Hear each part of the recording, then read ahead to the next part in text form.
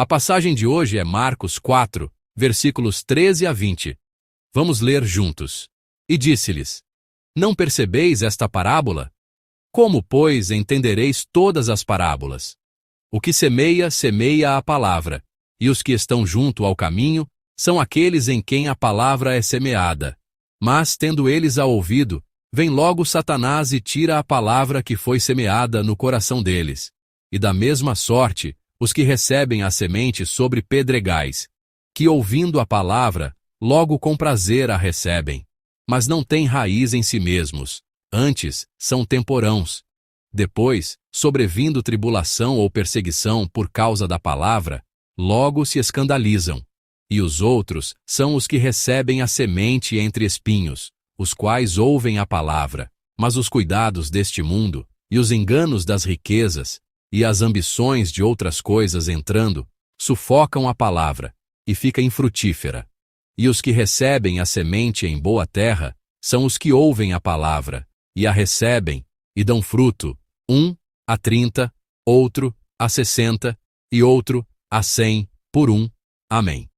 Nesta manhã, compartilharei a palavra sob o título Discípulo, colocando a palavra em seu devido lugar. Ontem, falamos sobre a atitude em relação à palavra. Eu disse que Jesus não deu a palavra a alguns e permaneceu em silêncio para outros. Jesus já havia pregado a palavra do Senhor de forma justa a uma grande multidão. Não é que não ouvimos, porque ele não falou, mas sim que, embora ele tenha falado, não ouvimos, porque não tínhamos um coração para ouvir. Essa atitude de ouvir a palavra determina a nossa fé. É importante ter uma atitude de maior anseio pela palavra, de obediência a qualquer que seja a palavra e de recebê-la com um coração aberto. A atitude dos de fora não é assim. Eles eram aqueles que, mesmo vendo, não entendiam e mesmo ouvindo, não compreendiam. Nós também, muitas vezes, lemos a palavra de Deus, a palavra escrita, e ouvimos o sermão proclamado, mas tentamos julgá-la com nossos próprios critérios e selecioná-la de acordo com nossas preferências. Essa não é uma boa atitude de fé. Ter pensamentos como esta é uma boa palavra, ou esta palavra é desconfortável de ouvir, já é uma atitude de quem se coloca acima da palavra. Em outras palavras, isso é chamado de orgulho. A palavra é simplesmente a palavra de Deus. Não sou eu quem julga a palavra, mas a palavra que deve me julgar. Só assim podemos viver uma vida de fé correta e navegar adequadamente por este mundo sombrio. O orgulho espiritual é determinado pela nossa atitude em relação à palavra de Deus. Como eu disse, é extremamente importante na fé saber se colocar sob a palavra dizendo: Fala, Senhor, pois o teu servo ouve, com uma atitude de obediência e aceitação. No texto de hoje, essa atitude em relação à palavra é demonstrada de forma concreta.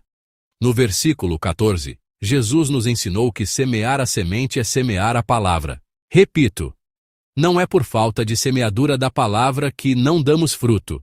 Devemos lembrar que a palavra foi semeada para todos, mas devido às diversas condições do solo, alguns dão fruto e outros não. O texto classifica os solos em 4 tipos: à beira do caminho, em solo rochoso, entre espinhos e em boa terra.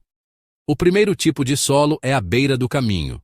No versículo 15, semeado à beira do caminho, refere-se ao lugar onde, ao se ouvir a palavra, Satanás vem imediatamente e rouba a palavra semeada. A palavra mais importante aqui é imediatamente. O caminho é um lugar duro. Por isso, não permite tempo para reter a semente, nem o menor tempo ou espaço para que ela cresça. Nossa atitude ao ouvir a palavra também pode se tornar assim, endurecida.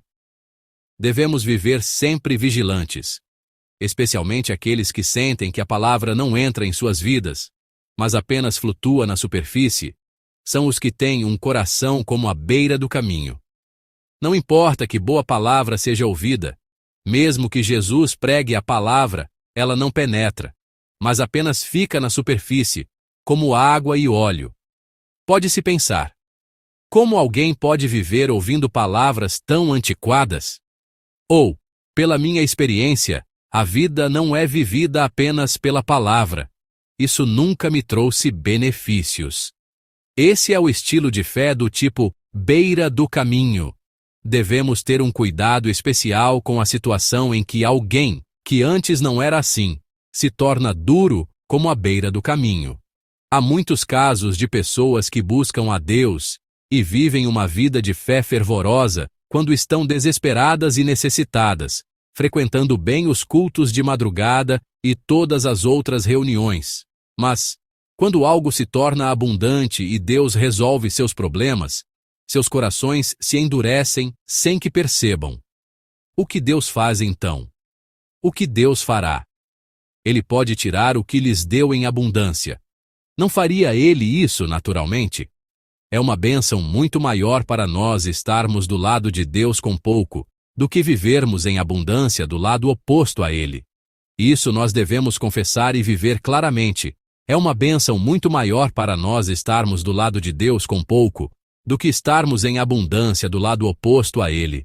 Oro em nome do Senhor que vocês examinem se há alguma parte endurecida em seus corações, reflitam sobre como não eram assim antes, e assim como se ara um campo para amaciá-lo antes de semear, que vocês revolvam e cultivem o campo de seus corações, para que possam acolher suavemente a palavra de Deus.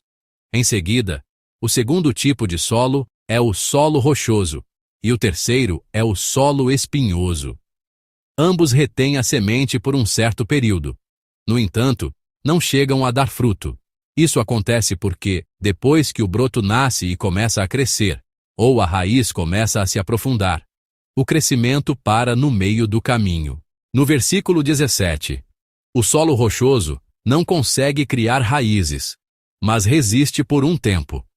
No entanto, as pessoas que caem rapidamente quando a tribulação ou a perseguição surge por causa da palavra, são como a semente semeada em solo rochoso. No solo rochoso, a semente pode se esconder entre as pedras, mas, por falta de umidade, aquece e esfria rapidamente. Pode ser visto como uma forma de fé com altos e baixos emocionais. Para que a palavra semeada dê fruto, é preciso saber suportar tribulações e perseguições externas. Ou seja, é preciso saber perseverar. Embora recebam a palavra com alegria e, por um tempo, participem com entusiasmo do serviço da igreja, são influenciados pelas circunstâncias. Por que este grupo é assim? Por que esta situação é assim? E por que a situação que estou vivendo é assim? Eles reclamam e simplesmente vão embora. Em situações em que podem se alegrar, recebem a palavra com alegria, mas quando surge uma situação em que não podem se alegrar, abandonam a palavra e se afastam. São pessoas que não conseguem guardar a palavra até o fim. São pessoas que vão e vêm, de acordo com a situação. Nos versículos 18 e 19, o solo espinhoso é semelhante ao solo rochoso. Se o solo rochoso representa problemas externos, o solo espinhoso representa conflitos internos. É o caso em que surgem preocupações, ansiedades ou cobiça dentro de mim. Aqui, enquanto a semente cresce, o que também cresce junto são os espinhos. É um estado em que parece que minha fé está crescendo pouco a pouco. Mas em meu coração também cresce o ressentimento, a insatisfação como espinhos, a cobiça como espinhos. No versículo 19, mas os cuidados deste mundo, e os enganos das riquezas, e as ambições de outras coisas, entrando, sufocam a palavra, e fica infrutífera. Preocupações, tentações e cobiça crescem no coração e impedem de chegar ao ponto de frutificar. Ao ouvir a palavra, devemos examinar bem o que está crescendo junto em nós. Não estaria crescendo um sentimento de ressentimento, ou se acumulando alguma insatisfação, ou talvez a cobiça de ser reconhecido, ou o desejo de me destacar em comparação com os outros.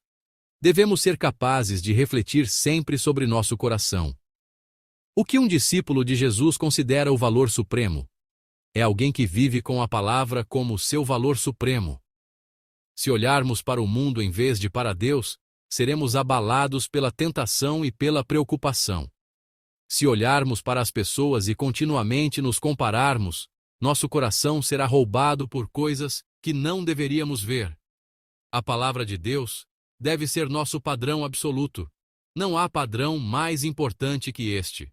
Oro em nome do Senhor que se lembrem de que, se a palavra se tornar apenas um padrão relativo, espinhos podem crescer em nossos corações e nos impedir de dar fruto. Por fim, a boa terra. Quando a semente é semeada em boa terra, a pessoa ouve a palavra, a recebe e dá fruto, 30, 60 e 100 por um. Que tipo de pessoa é essa? É alguém que coloca a palavra em seu devido lugar. É alguém que coloca a palavra em seu lugar para que ela governe sua vida, e ele se posiciona debaixo dela. Como na visão de Ezequiel, quando a água que fluía do templo molhou seus tornozelos, depois os joelhos, a cintura e finalmente submergiu sua cabeça, o que acontece com essa pessoa? Antes ela podia atravessar a água como quisesse e mover seu corpo livremente, mas quando a água a submerge, a água a governa, a controla, e ela passa a viver seguindo para onde a água a leva. É o mesmo. É importante que a palavra nos submerja, nos governe, e que vivamos seguindo o fluir da palavra. Aqui, o importante é a espera. O campo que acolhe a semente até que ela dê fruto pode enfrentar situações como a da beira do caminho, do solo rochoso e do solo espinhoso. O fruto é o resultado da espera. É superar essas situações e esperar. A boa terra precisa superar essas pressões externas e conflitos internos durante esse tempo de espera. Porque o tempo até dar fruto é um tempo em que se quer desistir, um tempo em que se pode cair, um tempo em que se é abalado. Portanto, a boa terra é a terra que acolhe a semente semeada e espera até dar fruto. Em uma palavra, fé é espera. Amados irmãos, a atitude em relação à palavra é a própria fé. Se não ouvirmos, não podemos seguir. Se não lermos, não podemos entender. Desejo que vocês tenham o hábito sagrado de se alimentar da palavra como pão espiritual diário. E devem ser capazes de guardá-la. A beira do caminho é um lugar que não pode guardar a palavra de jeito nenhum. O solo rochoso só pode guardá-la um pouco. O solo espinhoso pode guardá-la por mais tempo, mas não o suficiente. A boa terra é o lugar que pode guardar a palavra até o fim, sem que seja roubada. A medida da nossa fé é quanto tempo a palavra permanece em nós. Desejo que vocês vivam uma vida que valoriza a palavra como a própria vida. Não devemos hesitar sobre guardar ou não a palavra dependendo da situação. Pelo contrário, devemos ser capazes de julgar a situação de acordo com a palavra. Em todas as situações, nosso padrão é a palavra. Mesmo que eu caia, cairei com a palavra. Mesmo que eu seja abalado, serei abalado com a palavra. Então, nunca seremos verdadeiramente abalados e nunca cairemos. Que todos nós, irmãos, vivamos uma vida em que a palavra prevaleça e ganhe poder em nós. Uma vida governada pela palavra, uma vida de completa obediência à palavra. Em nome do Senhor, eu os abençoo.